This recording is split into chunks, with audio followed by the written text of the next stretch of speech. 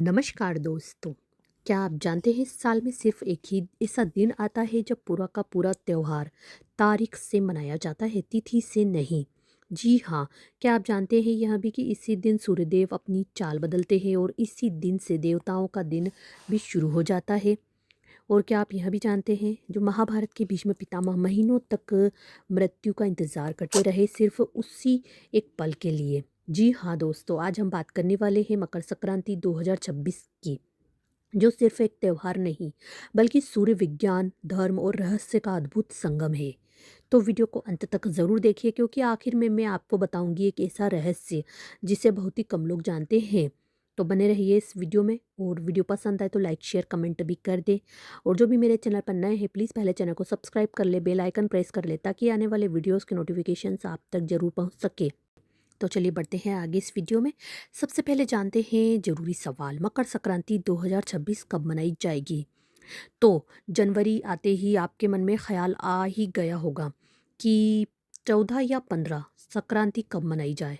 तो चलिए आपको बता ही देते हैं दोस्तों, साल 2026 में मकर संक्रांति 14 जनवरी बुधवार को मनाई जाएगी। इसी दिन सूर्यदेव धनु राशि से निकलकर मकर राशि में प्रवेश करेंगे और इसी परिवर्तन को कहा जाता है संक्रांति। जी हाँ, 14 जनवरी 2026 को दोपहर लगभग 3:13 पर सूर्य मकर राशि में प्रवेश करेंगे। यही समय संक्रांति का वास्तविक क्षण होगा। इसी के बाद पुण्यकाल शुरू होगा।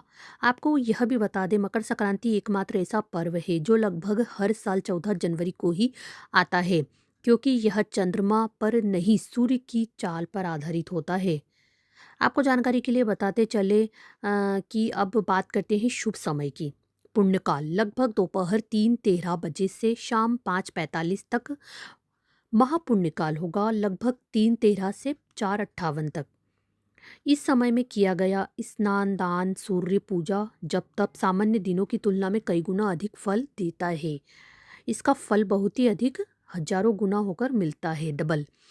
इसीलिए इस दिन को दान पुण्य का महापर्व कहा जाता है। दोस्तों, मकर संक्रांति का महत्व सिर्फ धार्मिक नहीं, यह वैज्ञानिक, आध्यात्मिक और प्राकृतिक तीनों ही है।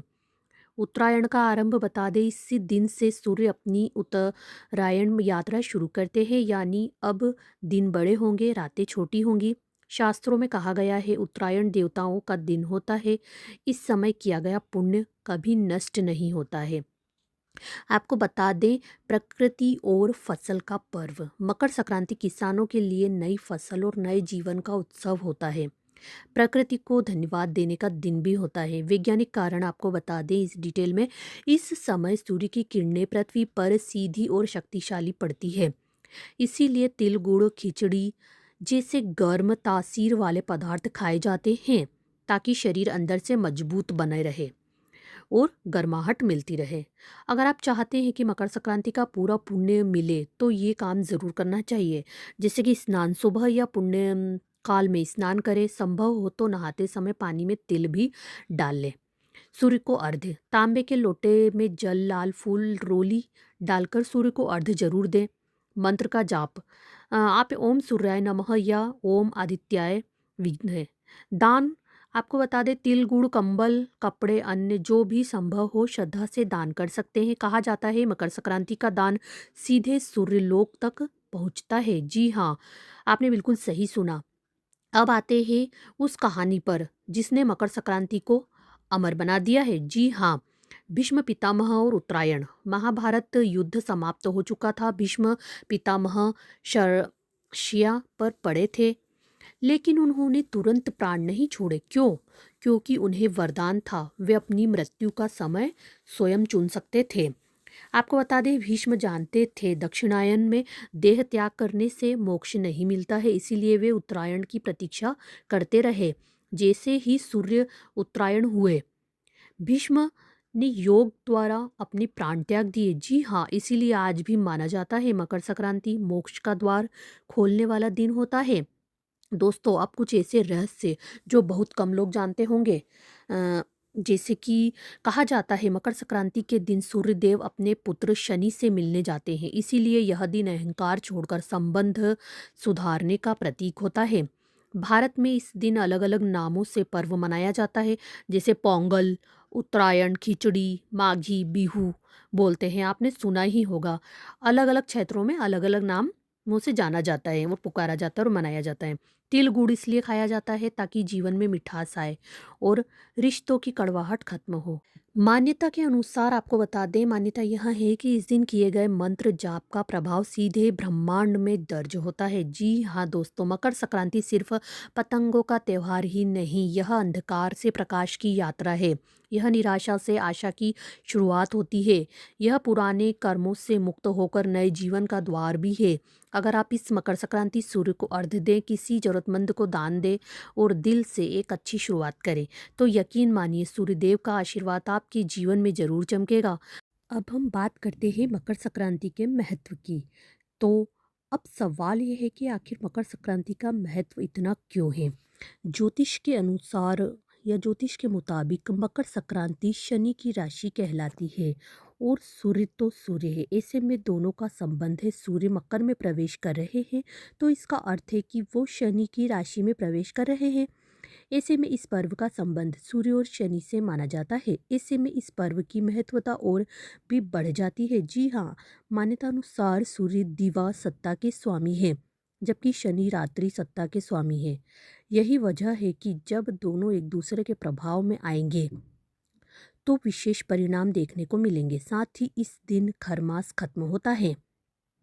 आपको बता दें, पिता पुत्र का संबंध मतलब मकर राशि के स्वामी न्याय और कर्म प्रधान देवता शनि देव होते हैं और सूर्यदेव के पुत्र शनिदेव हैं। यानी शनिदेव और सूर्य भगवान के बीच पिता पुत्र का संबंध होता है और आगे आने वाले 1 महीने तक सूर्यदेव मकर राशि यानी कि अपने पुत्र शनिदेव के घर में रहते हैं। ऐसे में मकर संक्रांति और भी महत्वपूर्ण हो जाती है। मकर संक्रांति पर खिचड़ी खाने की परंपरा। आपको बता दें, मकर संक्रांति पर पूरे उत्तर भारत में खिचड़ी और तिल से बनी चीज़ें खाने की परंपरा है। उससे इस त्योहार का नाम भी खिचड़ी और तिल संक्रांति हो गया है। मान्यता है कि खिचड़ी खाने से नवग्रहों की स्थिति अनुकूल होती है। शनि शरीर के विभिन्न अंगों पर अलग अलग ग्रहों की स्थिति मानी जाती है। खिचड़ी खाने से शरीर के सभी अंगों को ऊर्जा और बल मिलता है, जिससे आरोग्य सुख की प्राप्ति होती है। आपको बता दें, मान्यता अनुसार खिचड़ी का मुख्य तत्व चावल और जल चंद्रमा के प्रभाव में होता है और मकर संक्रांति को उड़द की दाल में खिचड़ी पकाने का विधान है। उड़द को शनि से संबंधित माना गया है। क्या करना चाहिए? मकर संक्रांति के दिन संभव हो तो किसी तीर्थ स्थान के दर्शन भी करें। भगवान सूर्य को अर्घ्य दें। इस दिन से सूर्य उत्तरायण होते हैं और देवताओं का दिन भी शुरू होता है।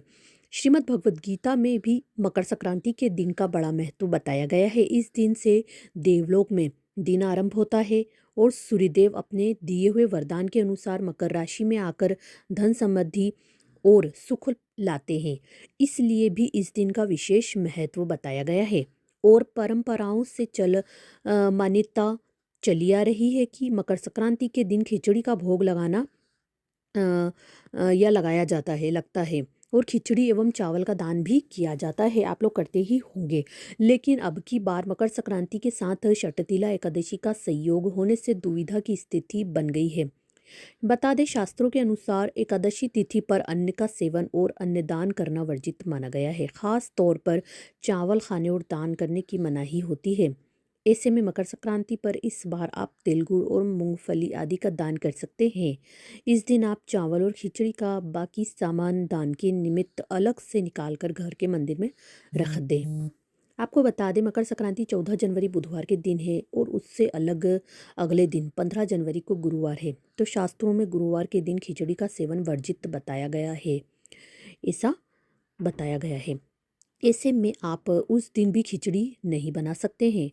तो ऐसे में शनिवार का दिन यानी 17 जनवरी को आप खिचड़ी बना सकते हैं और इसी दिन आप चावल का दान भी कर सकते हैं। बता दें कि 17 जनवरी शनिवार के दिन सप्तमी उपरांत अष्टमी तिथि रहेगी, जो शनि से संबंधित है और सूर्य जब तक मकर राशि में गोचर करते रहेंगे तब तक माघ मास में दान पुण्य का संयोग भी बना रहेगा। ऐसे में इस दिन जो भी आप चावल आदि का दान करेंगे उसका आपको उत्तम फल मिलेगा। आप 17 जनवरी को खिचड़ी का सेवन भी करेंगे तो यह शुभ रहेगा और आपके ग्रह दोष भी कटेंगे।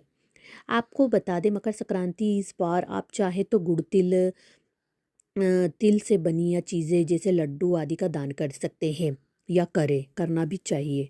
बहुत ही अच्छा फल मिलता है, बहुत अच्छा होता है। इस दिन तिल का दान करने से पापों का नाश होता है। साथ ही तिल का दान करने से सूर्यदेव प्रसन्न होते हैं। इस दिन दान पुण्य करने से सुख समृद्धि की प्राप्ति भी होती है। मान्यता के अनुसार आपको बता दें, मान्यता यह है कि इस दिन किए गए मंत्र जाप का प्रभाव सीधे ब्रह्मांड में दर्ज होता है। जी हाँ दोस्तों, मकर संक्रांति सिर्फ पतंगों का त्यौहार ही नहीं, यह अंधकार से प्रकाश की यात्रा है। यह निराशा से आशा की शुरुआत होती है। यह पुराने कर्मों से मुक्त होकर नए जीवन का द्वार भी है। अगर आप इस मकर संक्रांति सूर्य को अर्घ्य दें, किसी जरूरतमंद को दान दें और दिल से एक अच्छी शुरुआत करें, तो यकीन मानिए सूर्यदेव का आशीर्वाद आपके जीवन में ज़रूर चमकेगा। अगर आपको यह जानकारी अच्छी लगी हो तो वीडियो को लाइक करें, चैनल को सब्सक्राइब करें और नॉलेज कॉर्नर विद आस्था और कमेंट में लिखिए जय सूर्यदेव। मिलते हैं अगले वीडियो में, तब तक के लिए धन्यवाद और नमस्कार। Thank you.